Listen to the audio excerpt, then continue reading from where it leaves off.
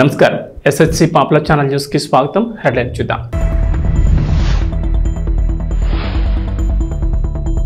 AP ప్రభుత్వం కీలక నిర్ణయం, రాజ్యముద్రతో పట్టాదారు పాస్ పుస్తకాలు, సీఎం చంద్రబాబు నిర్ణయం.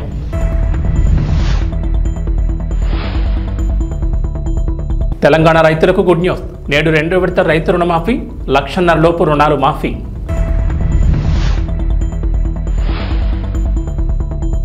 తెలంగాణ అసెంబ్లీ సమావేశాల్లో కేసీఆర్ రికార్డ్ బ్రేక్ చేసిన సీఎం రేవంత్ రెడ్డి, దాదాపు 17 గంటల పాటు సభ.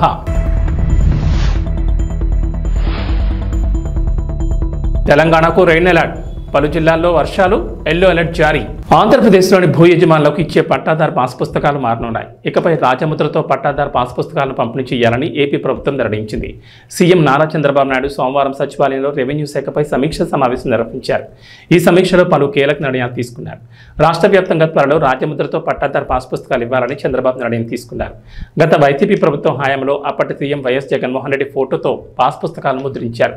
అయితే తాము అధికారంలోకి వస్తే రాజముద్రతో పాస్ పుస్తకాలు ఇస్తామని చంద్రబాబు హామీ ఇచ్చారు. ఈ నేపథ్యంలో హామీ ఇచ్చిన విధంగా రాజముద్రతో కొత్త పాస్ పుస్తకాలు ఇవ్వాలని ప్రభుత్వం నిర్ణయం తీసుకుంది. ఇప్పటికే రూపొందించిన ఓ పట్టాదారు పాస్ పుస్తకాన్ని సీఎం చంద్రబాబుకు రెవెన్యూ శాఖ అధికారులు చూపించారు. క్యూఆర్ కోడ్ స్కాన్ చేస్తే ఆస్తి వివరాలతో పాటుగా ఆ భూమికి ఎలా వెళ్లాలో దారి కూడా చూపేలా అధికారులు ఈ పట్టాదారు పాస్ పుస్తకాన్ని తయారు చేశారు. అలాగే రాజముద్రతో దీన్ని రూపొందించారు. దీనిపై చంద్రబాబు కూడా కొన్ని సలహాలు ఇచ్చినట్లు తెలిసింది. మరోవైపు చంద్రబాబు చేసిన సమీక్ష వివరాలను మంత్రి అనగాని సత్యప్రసాద్ మీడియాకు వెల్లడించారు. పాస్ పుస్తకాల్లో వైఎస్ జగన్ ఫోటో ఎందుకు వేశారో అర్థం కాలేదన్న మంత్రి ఇకపై రాజముద్రతో పాస్ పుస్తకాలు ఇస్తామని వెల్లడించారు. ఇక గుజరాత్లో ఉన్న ల్యాండ్ గ్రాబింగ్ యాక్ట్ మీద అధ్యయనం చేసి ప్రజలకు మేలు చేసేలా ఏపీలో ఆ చట్టాన్ని రూపొందిస్తామన్నారు. పేరుతో ఇతనికి ఉన్నటువంటి బొమ్మల పిచ్చితో స్టేట్ నుంచి కూడా ఏదైతే కేంద్రం ఇచ్చినటువంటి సపోర్టుని సర్వేకి వాడుతూ స్టేట్ నుంచి కూడా అతని బొమ్మల పిచ్చి కోసం ఈ సర్వే రాళ్ళని చెప్పేసి లేదా పాస్బుక్ల కోసం అని చెప్పేసి ప్రజాధనాన్ని వేస్ట్ చేశారు.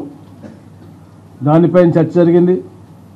ఏదైతే సరిహద్దు రాళ్ళు అతని పేరు మీద చెక్కించుకున్నాడో దాటిని మళ్ళా గ్రామ అభివృద్ధి కోసం ఉపయోగించే విధంగా ఎట్లా చేస్తే బాగుంటుందో, అలాగే ఈ యొక్క సర్వే మూలంగా వచ్చినటువంటి ఉత్పన్నమైనటువంటి ఇబ్బందులన్నిటి కూడా మళ్ళా గ్రామ సభలు పెట్టి అవన్నీ కూడా రెక్టిఫై చేసిన తర్వాతే మిగతా దగ్గర సర్వేలో ముందుకెళ్లే విధంగా ఈరోజు సూచనలు ఇచ్చారు.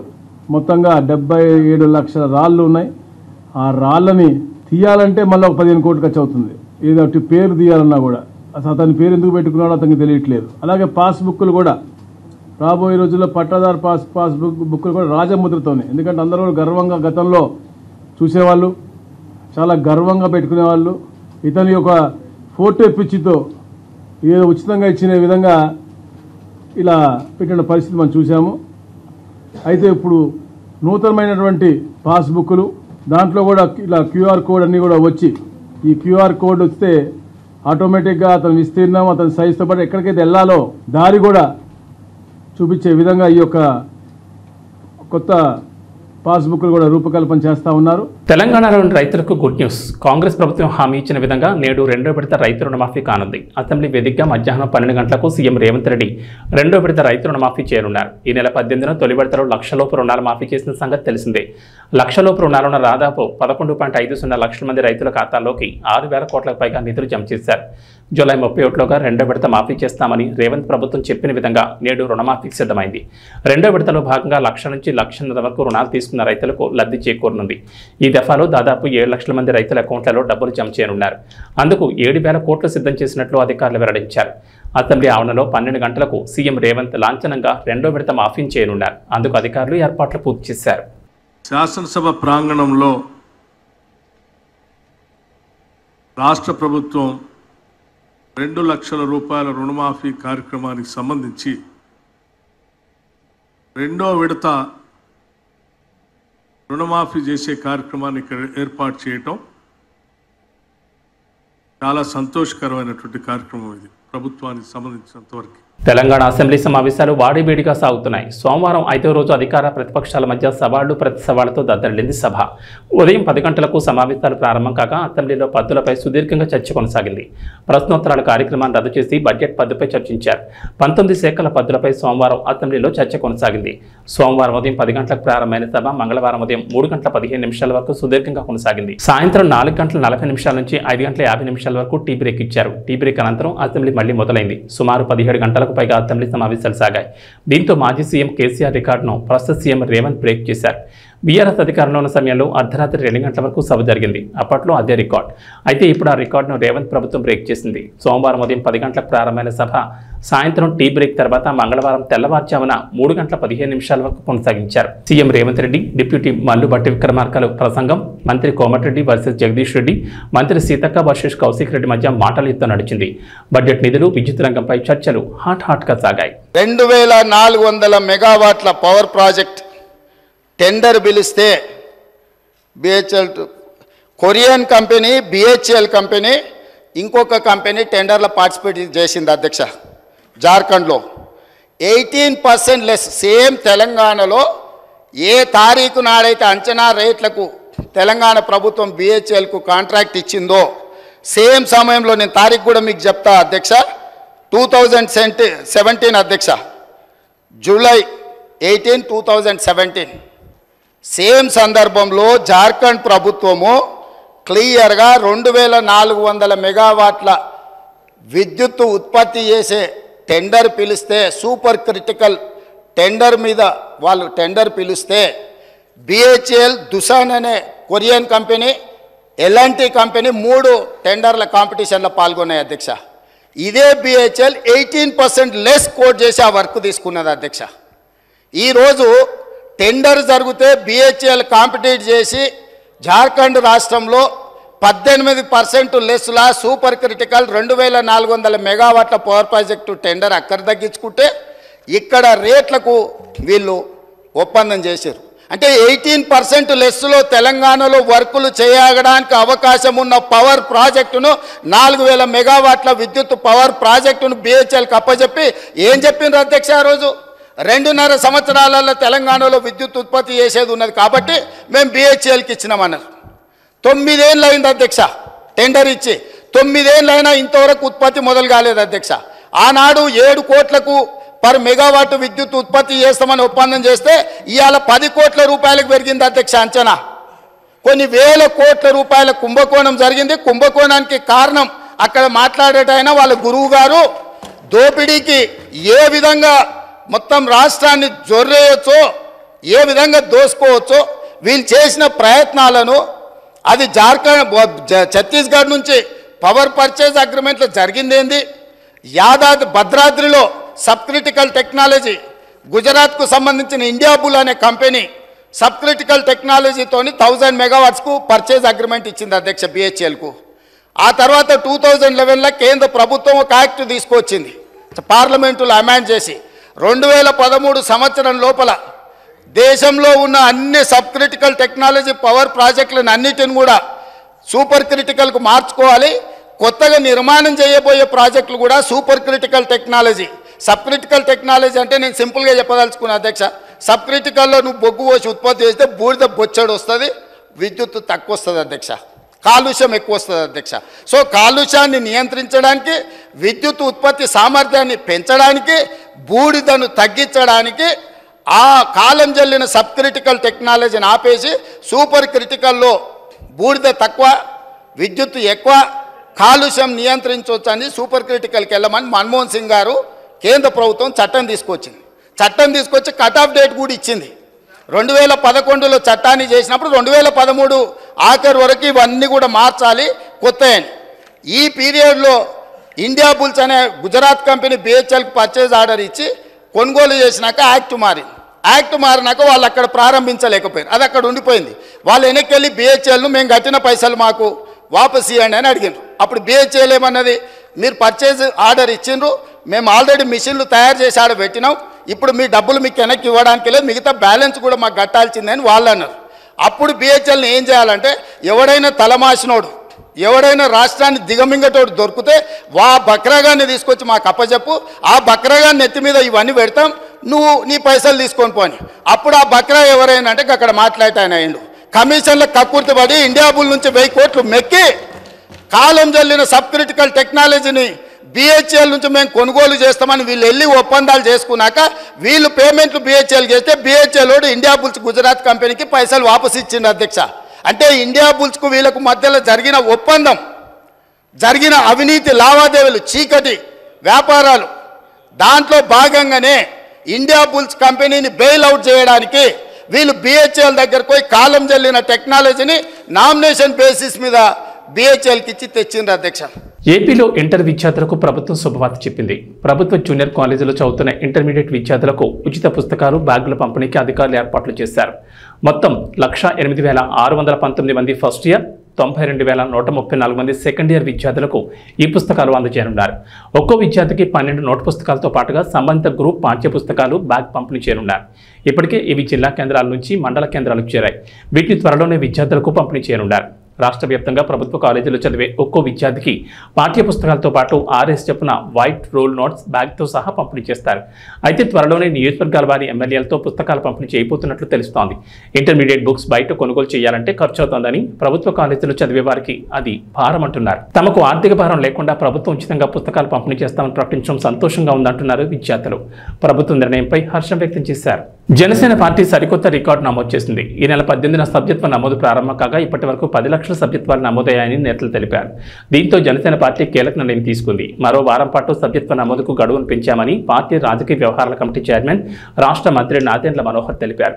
జనసేన పార్టీ నేతలతో టెలికాన్ఫరెన్స్ నిర్వహించి ప్రతి నియోజకవర్గంలోనూ 5,000 మంది క్రియాశీల సభ్యత్వం తీసుకునేలా కృషి చేద్దామన్నారు.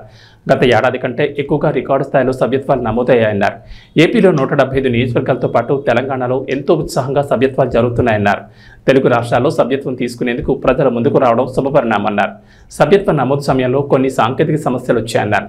తెలుగు రాష్ట్రాల్లో సభ్యత్వ నమోదుకు జన సైనికులు ముందుకొస్తున్నారని, తీవ్రంగా వర్షాలు పడి ఇబ్బంది పెట్టినందువల్ల సభ్యత్వ నమోదు గడువును పెంచాలని పార్టీ నేతలు కోరారన్నారు. జనసేన పార్టీ నేతలు కేడర్ వినతి మేరకు మరో వారం గడువు పెంచుతూ నిర్ణయం తీసుకున్నారని నాదెండ్ల మనోహర్ తెలిపారు. ఇప్పటి వరకు దాదాపు 10 లక్షల సభ్యత్వాలు నమోదయ్యాయని, గత ఏడాది కంటే ఎక్కువగా రికార్డు స్థాయిలో సభ్యత్వాలు నమోదయ్యాయని నాదెండ్ల మనోహర్ తెలిపారు. సభాధ్యక్షుడు మండల్ రాజేష్ గారికి, సోదరుడు అమిశెట్టి వాసు గారికి, రాష్ట్ర వ్యాప్తంగా జనసేన పార్టీ కోసం మనందరితోటి అహర్నిశలు కార్యక్రమం విజయవంతం జరగాలనే తపనతో పనిచేసిన మన కళ్యాణం శ్రీనివాసరావు గారికి, అదేవిధంగా ఐటీ విభాగానికి మొదటి నుంచి కూడా పార్టీ కార్యక్రమాల్లో పవన్ కళ్యాణ్ గారి స్ఫూర్తితోటి ఇతర దేశాల్లో అవకాశాలు ఉన్నా కూడా మన దేశంలోనే ఎక్కువ సమయం కేటాయించి పార్టీ కోసం అంకిత భావం చేస్తున్న మన ఐటీ విభాగం అధ్యక్షుడు మిర్యాల శ్రీనివాస్ గారికి, స్థానికంగా ఉన్న వీర మహిళ రీజనల్ కోఆర్డినేటర్లకి, వివిధ విభాగాల సభ్యులకు, అదేవిధంగా విజయవాడ పట్టణ డివిజన్స్లో పోటీ చేసి కొంతమంది పార్టీ కోసం రాత్రింబవలు కృషి చేసి నిలబడిన వ్యక్తులు, వారితో పాటు ఈరోజు ఆ డివిజన్ అధ్యక్షులుగా ఉన్న ప్రతి ఒక్కరు కూడా మనస్ఫూర్తిగా విజయవాడ వెస్ట్ నియోజకవర్గంలో వాళ్ళందరినీ కూడా నేను అభినందిస్తున్నాను. నిజంగా చెప్పాలంటే క్రియాశీలక సభ్యత్వం ఒక emotion.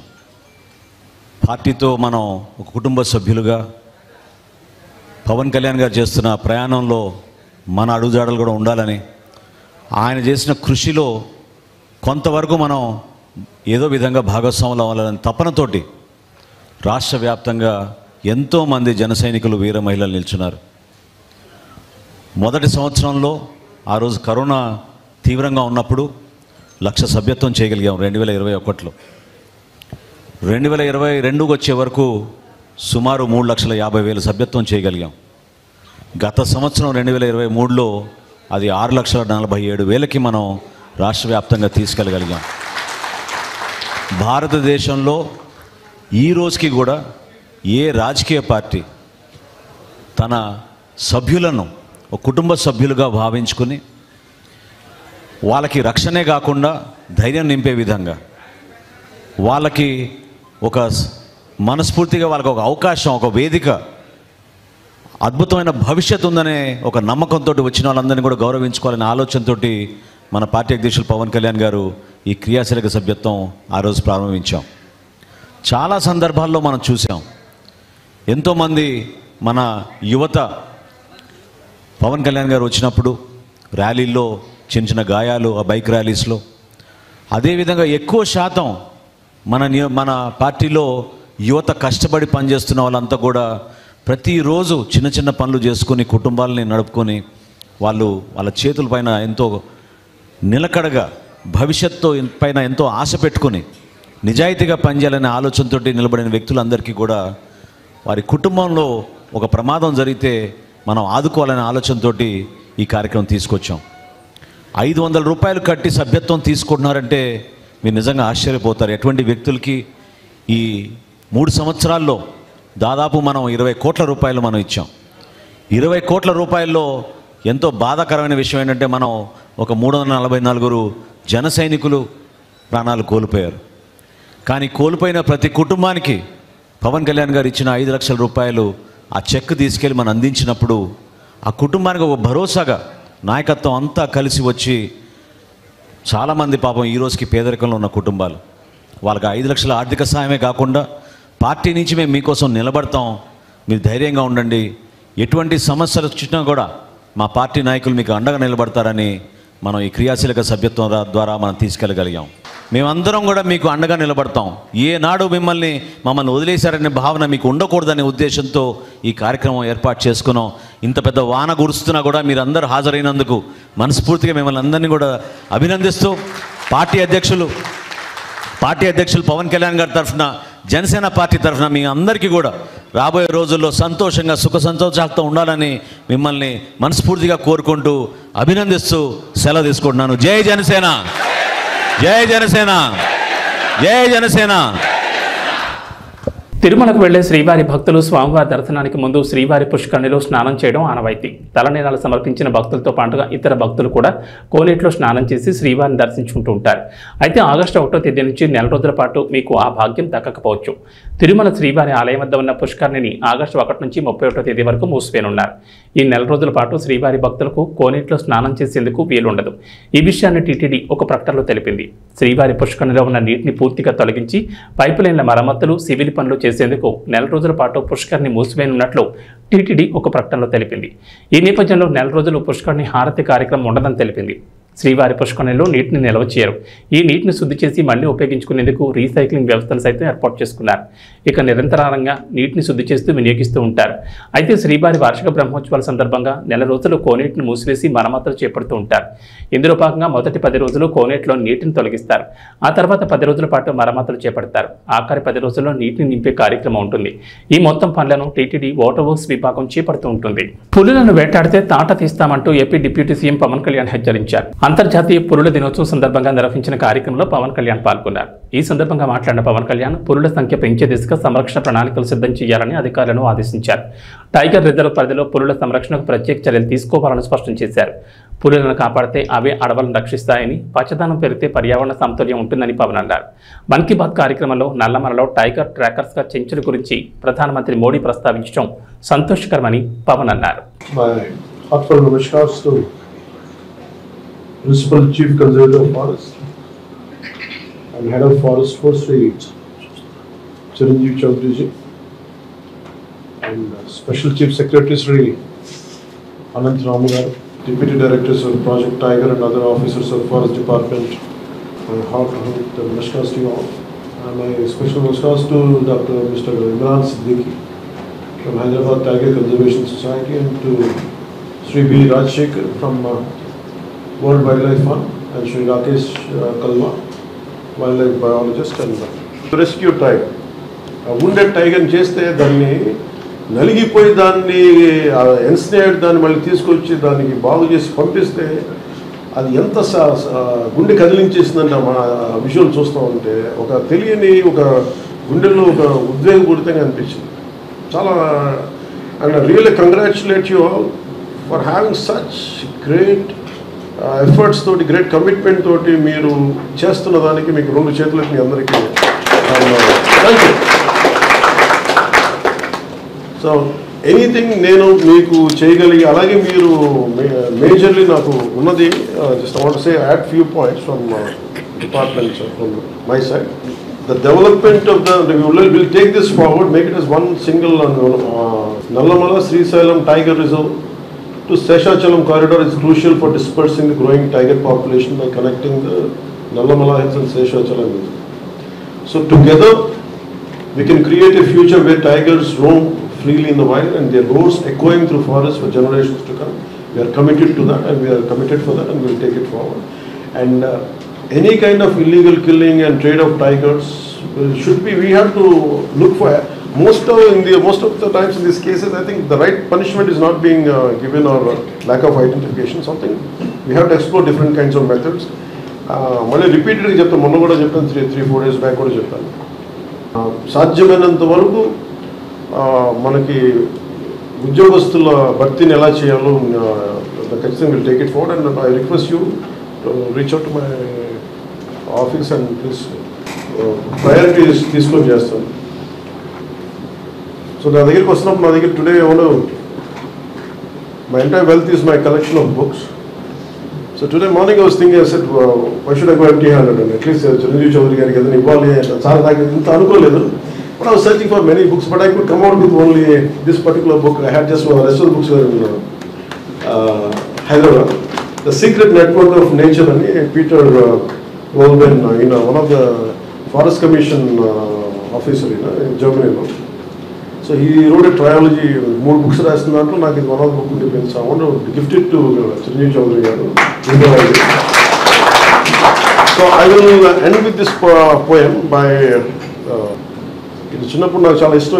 when I was growing up in Time Stops at Shamli అని Night Train at Dioli అని.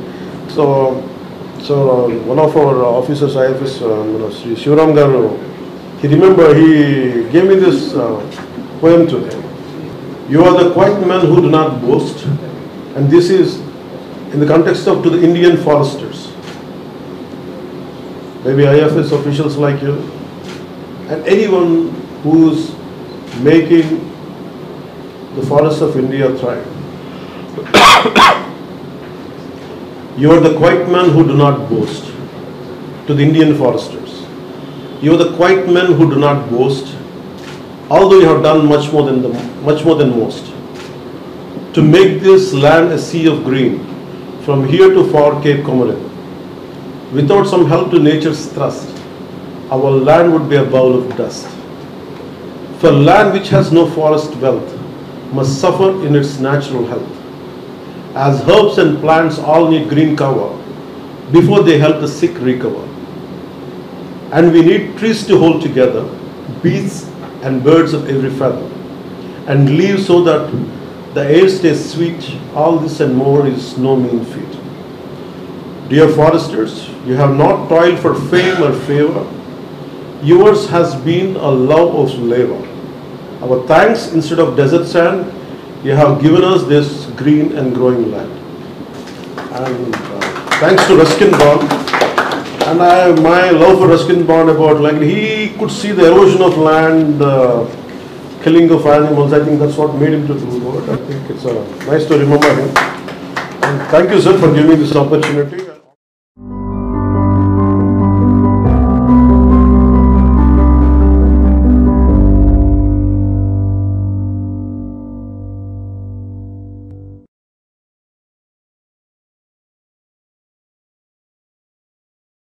తెలంగాణ భాషలకు బోనాల పండుగ అంటే ఓ ఎమోషన్. తెలంగాణ సంస్కృతి సంప్రదాయాలు ఉట్టిపడేలా గ్రామ దేవతలు కులదైవాలను పెద్ద ఎత్తున ఉత్సవాలు చేస్తూ ఉంటారు.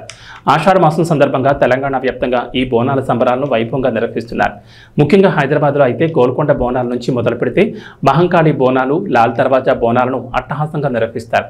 ఈ క్రమంలోనే ఈరోజు పాత బస్తీలో ఘనంగా నిర్వహించిన లాల్ దర్వాజా బోనాల సందర్భంగా వేడుకల్లో పాల్గొన్న గోషామహల్ బీజేపీ ఎమ్మెల్యే రాజాసింగ్ మరోసారి సంచలన వ్యాఖ్యలు చేశారు. బోనాల పండుగ అంటే చాలా మంది యువత తాగడం, ఎగరడం మాత్రమే అనుకుంటున్నారని, బోనాల పండుగ అంటే అది కాదన్నారు రాజాసింగ్. బోనాల పండుగ అంటే మన ధర్మం, సంస్కృతి అని చెప్పుకొచ్చారు. మన సంస్కృతిని కాపాడడం మన అందరి బాధ్యత అని యువతకు ఈ పండుగ ప్రాముఖ్యతను వివరించాలని సూచించారు. కొంతమంది మాత్రం బోనాల పండుగ అంటే తాగే పండుగని ప్రొజెక్ట్ చేస్తున్నారంటూ అసహనం వ్యక్తం చేశారు. ప్రజలంతా సుఖశాంతులతో ఉండాలని, పంటలు సమృద్ధిగా పండాలని, అమ్మవారికి మొక్కులు చెల్లించుకుంటారని వివరించారు. బోనాల పండుగలో హిందూ భక్తులు తమ కుటుంబం బాగుండాలని మేకలు, గొర్రెలను అమ్మవారికి సమర్పిస్తారని రాజాసింగ్ వివరించారు. అయితే ఆ మేకను బలిచ్చేవాళ్ళు ముస్లింలై ఉంటారని చెప్పుకొచ్చారు. హిందువుల్లో కూడా కొంతమంది మేకలను కోసేవాళ్ళు ఉంటారని, వారిని పిలిపించి కోపించుకోవాలని సూచించారు. ఎందుకంటే ముస్లిం వాళ్ళతో కోయిస్తే వాళ్ళ అల్లాకి సమర్పించేటట్లు ఫాతియా చదివి హలాల్ చేసుకొస్తారని, దాంతో అది ఎంగిల్ అవుతుందని తెలిపారు.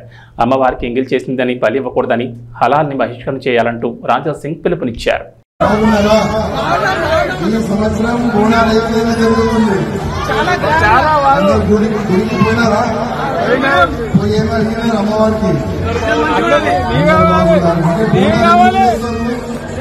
మనము బోనాలు ఎందుకు చేస్తాము, యువకులకు తెలియాలి. ఫస్ట్ చాలా మంది యువకులు ఏ విధంగా అనుకున్నారంటే బోనాలంటే తాగాలి, డ్యాన్స్ ఆడాలి.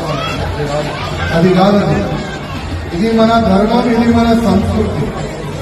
మన ధర్మాన్ని, మన సంస్కృతిని కాపాడే బాధ్యత మన అందరూ నిలుతుందా లేదా? మనం ఎందుకు కదా మన సంస్కృతిని కాపాడే మన అందరినీ బాధ్యత. కానీ కొంతమంది మన ధర్మాన్ని, మన సంస్కృతిని, మన బోనాల పండుగకి తాగే పండుగ అని ఆ విధంగా ప్రజెంట్ చేస్తున్నది కాదు. బోనాలంటే మనం అమ్మవారికి మొక్కుతాం, మనం పూజ చేస్తాం.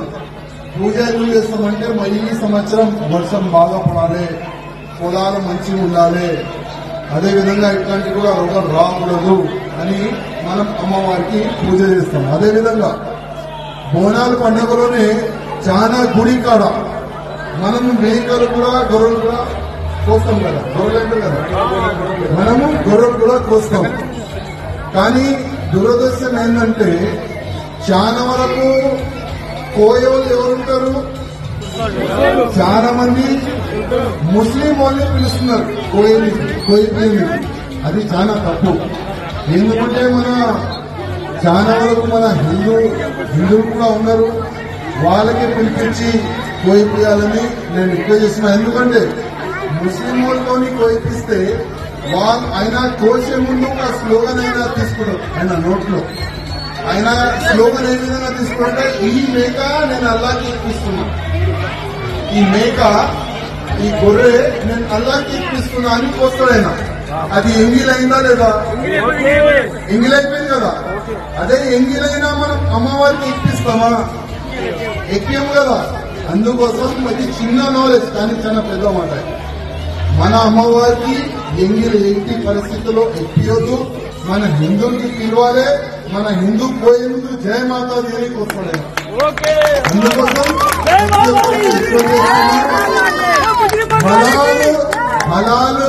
హలాలుని మనము బ్యాన్ చేయాలి. మన హిందువులతోనే మనం పూజ గాని, ఈ మేకలు గాని, గొర్రెలు గాని వాళ్ళతోనే కోయిపియాలని నేను అందరికీ దండం పెట్టి రిక్వెస్ట్ చేస్తున్నాను. జయ మాతాది. ప్రభాస్ ఈ పేరు వింటే పాన్ ఇండియా మొత్తానికి కళ్ల ముందు బాహుబలి, సాహో, కల్కి 2890 ADలో చూసిన ఓ పెద్ద యాక్షన్ హీరో గుర్తొస్తాడు. కానీ టాలీవుడ్ ఆడియన్స్ మాత్రం వీటితో పాటు డార్లింగ్, మిర్చి, మిస్టర్ పర్ఫెక్ట్లో చూసిన ఓ చిలిపి క్లాస్ వింటేజ్ హీరో గుర్తొస్తాడు. అలాంటి ప్రభాస్ను మళ్ళీ ఇక చూడలేమేమో అని భయపడిన ఫ్యాన్స్కి రాజాసాబ్ గ్లిమ్స్తో ఊపిరి పీల్చుకునేలా చేశాడు డైరెక్టర్ మారుతి. ఏ ముహూర్తాన ప్రభాస్ బాహుబలి సినిమాకు ఓకే చెప్పాడు కానీ అప్పటి నుంచి కత్తులు, కటార్లు, తుపాకీలు, బాంబులు తప్ప డార్లింగ్ చేతిలో మరొకటి కనిపించలేదు. ఇది ఎంతోమంది ప్రభాస్ ఫ్యాన్స్ మనసులో ఉండిపోయిన మాట. పాన్ ఇండియా సినిమాలు కదా, ఆ మాత్రం యాక్షన్ లేకపోతే ఎట్టా అనుకుని ప్రభాస్ ఫ్యాన్స్ అంతా వీటికి అలవాటు పడిపోయారు. ఇక సలార్ చిత్రంలో ప్రభాస్ తలాలు నరుకుతుంటే కాలర్ ఎగరేసి తిరిగారు అభిమానులు. కానీ ఎక్కడో మనసులో చిన్న వెలుతుండిపోయింది. తమ అభిమాన హీరో ప్రభాస్ను మళ్ళీ డార్లింగ్ లుక్లో చూడలేమేమో అంటూ ఫ్యాన్స్ చాలా బెంగ పెట్టుకున్నారు. దీన్ని కల్కి 2898 ADలో కొంతవరకు తీర్చాడు డైరెక్టర్ నాగాశ్విన్. పేరుకి ఫుల్ ఆన్ యాక్షన్ సినిమా అయినప్పటికీ ఇందులో ప్రభాస్ క్యారెక్టర్ మాత్రం చాలా లైట్ హార్టెడ్గా ఉంటుంది. దీంతో చాలా రోజుల తర్వాత ప్రభాస్ క్యారెక్టర్ నవ్వులు పంచడం చూశారు అభిమానులు. ఇక తెలంగాణలో వర్షాలు వేయడం లేదు. గత 10 రోజులుగా రాష్ట్రంలో వర్షాలు కురుస్తూనే ఉన్నాయి. జూలై 3వ వారంలో వర్షాలు ప్రారంభించగా వరుసగా 5 రోజుల పాటు ముసురు కమ్ముకుంది. ఆ తర్వాత కూడా భారీ వర్షాలు వర్షాలు కురిశాయి. దీంతో రాష్ట్రంలోని వాగులు వంకలు పొంగి పొర్లుతున్నాయి. చెరువులు జలాశయాలు నిండుకుండలా మారాయి. ప్రాజెక్టులు జలకళను సంతరించుకున్నాయి. ఈ నేపథ్యంలో రాష్ట్రానికి హైదరాబాద్ వాతావరణ కేంద్ర అధికారులు మరోసారి వర్షం హెచ్చరికలు జారీ చేశారు. ఇవాళ కొన్ని జిల్లాల్లో తేలికపాటి నుంచి మోస్తరు వర్షాలు కురుస్తాయని అధికారులు వెల్లడించారు. రుతుపవనాల ప్రభావంతో పలు జిల్లాల్లో వర్షాలకు ఛాన్స్ ఉందన్నారు. ప్రధానంగా ఆదిలాబాద్, నిర్మల్, ఆసిఫాబాద్, నిజామాబాద్, కామారెడ్డి, సిరిసిల్ల, కరీంనగర్, మహబూబాబాద్, భూపాలపల్లి జిల్లాలో భారీ వర్షాలకు ఛాన్స్ ఉందన్నారు. ఈ మేరకు ఆయా జిల్లాలకు ఎల్లో అలర్ట్ జారీ చేశారు. దక్షిణ తెలంగాణ జిల్లాలైన నల్గొండ, సూర్యాపేట, యాదాద్రి, వికారాబాద్, రంగారెడ్డి, నారాయణపేట్, మెదక్, సంగారెడ్డి, మహబూబ్నగర్, నాగర్ కర్నూలు జిల్లాల్లో ఓ మోస్తరు వర్షాలు కురుస్తాయని వాతావరణ శాఖ అధికారులు చెప్పారు. ఇవి బులెటిన్ విశేషాలు. నమస్కారం.